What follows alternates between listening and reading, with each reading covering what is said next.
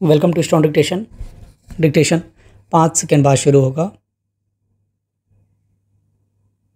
Ready start. भ्रष्टाचार पर लगाम लगाने की कोशिशों पर शायद ही किसी को ऐतराज़ हो, मगर पिछले कुछ वर्षों से आयकर विभाग, प्रवर्तन निदेशालय और केंद्रीय जांच ब्यूरो जिस ढंग से सक्रिय नज़र आ रहे हैं, उसे लेकर उनकी साख पर सवाल खड़े हो गए हैं। विपक्षी दल लगातार आरोप लगा रहे हैं कि ये एजेंसियां केंद्र सरकार के इशारे पर बदले की भावना और नाहक परेशान करने की नीयत से कार्रवाई कर रही हैं। इसकी शिकायत सर्वोच्च न्यायालय में भी की गई थी, मगर उसने इन कार्रवाइयों पर रोक लगाने से इनकार कर दिया था। 5 राज्यों में विधानसभा चुनाव की आचार संहिता लागू है, मगर उनमें भी इन केंद्रीय एजेंसियों की छापेमारी और राजनेताओं, उनके रिश्तेदारों आदि से पूछताछ चल रही है। राजस्थान में मुख्यमंत्री अशोक गहलोत के करीबी लोगों के घरों पर छापेमारी हुई तो उन्होंने इन एजेंसियों को लेकर बहुत तल्ख और आपत्तिजनक टिप्पणी कर दी। उनकी भाषा पर ऐतराज़ जताते हुए स्पष्टीकरण मांगा गया तो उन्होंने न तो उसके लिए किसी तरह का अफसोस जाहिर किया और न अपने बयान को अनुचित माना। उन्होंने कहा कि जब एक मुख्यमंत्री को इस तरह परेशान किया जाएगा तो उसकी भाषा ऐसी ही निकलेगी। हालांकि एक जिम्मेदार पद का निर्वाह कर रहे व्यक्ति से इस तरह की असावधान भाषा की अपेक्षा नहीं की जाती। केंद्रीय जांच एजेंसियों की कार्रवाई के समय और व्यक्तियों के चुनाव को लेकर हमेशा सवाल उठते रहे हैं। यह सवाल बार बार पूछा जाता है कि ये एजेंसियां उन्हीं नेताओं के खिलाफ कार्रवाई क्यों करती हैं जो केंद्र के विपक्ष में हैं और सत्ता पक्ष के खिलाफ बोलते रहते हैं।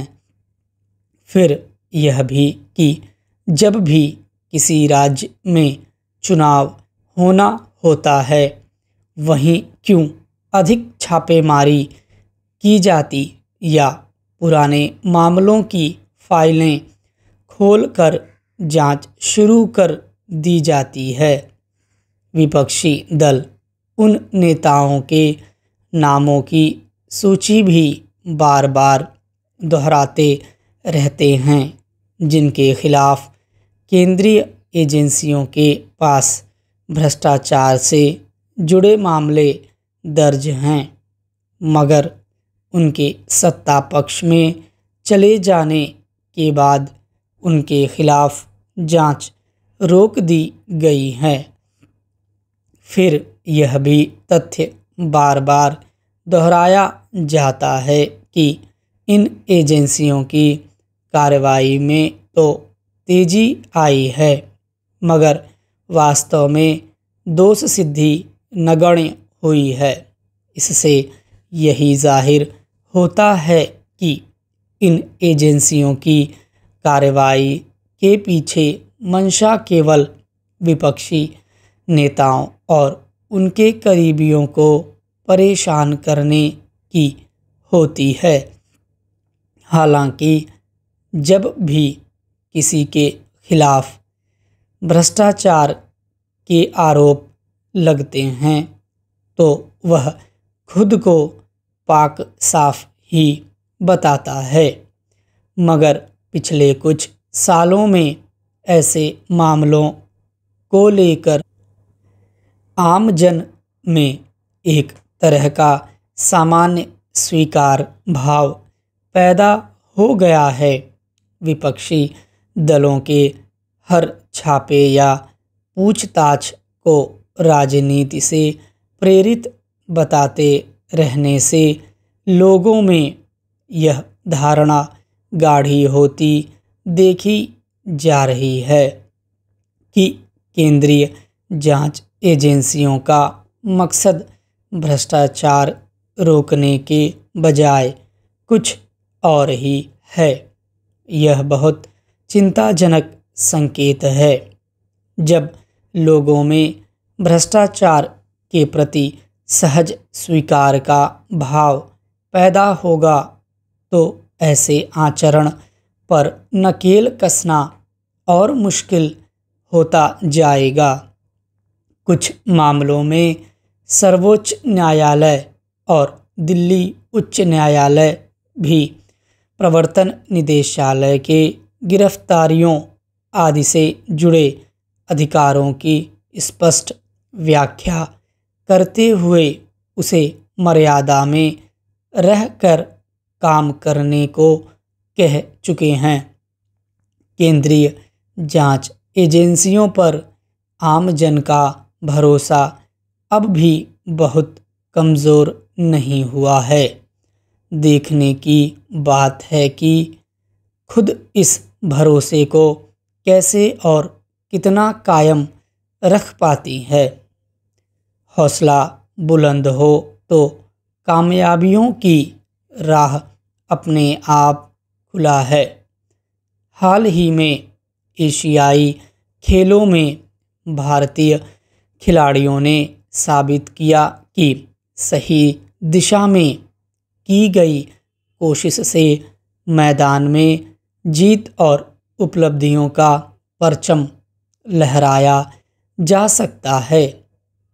अब उसके कुछ ही दिनों बाद हांगझोउ में आयोजित पैरा एशियाई खेलों में भी भारतीय पैरा एथलीटों ने अपनी जिस काबिलियत का प्रदर्शन किया वह देश और यहाँ के लोगों के लिए सुखद भविष्य की उम्मीद जगाता है। हांगझोउ में शनिवार को समाप्त हुए एशियाई पैरा खेलों में शुरुआत से ही भारतीय खिलाड़ियों ने अपनी मजबूत मौजूदगी बनाए रखी और वह निरंतरता आखिर तक बनी रही।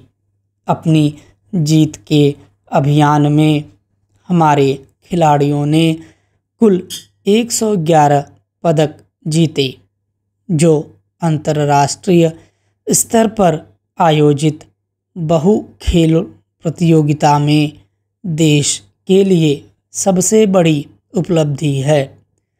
अलग अलग खेलों में पैरा एथलीटों ने 29 स्वर्ण पदक, 31 रजत और 51 कांस्य पदक जीते। इस कामयाब प्रदर्शन के बूते भारत ने इन खेलों की पदक तालिका में 5वां स्थान हासिल किया, जो पिछले प्रदर्शनों के मुकाबले काफ़ी बेहतर रहा। गौरतलब है कि पहला पैरा एशियाई खेल 2010 में चीन के ही ग्वांगझू में आयोजित किया गया था और उसमें भारत को सिर्फ एक स्वर्ण सहित 14 पदक से संतोष करना पड़ा था। तब भारत पदक तालिका में 15वें स्थान पर रहा था। उसके बाद धीरे धीरे सुधार हुआ, मगर इस बार 5वें स्थान पर आना यह बताता है कि भारतीय खिलाड़ी अब किसी प्रतियोगिता में सिर्फ उपस्थिति दर्ज कराने के लिए नहीं, बल्कि सक्षम और मजबूत माने जाने वाले देशों के मुकाबले में खड़ा होकर मैदान जीतने के लिए जाते हैं। स्टॉप।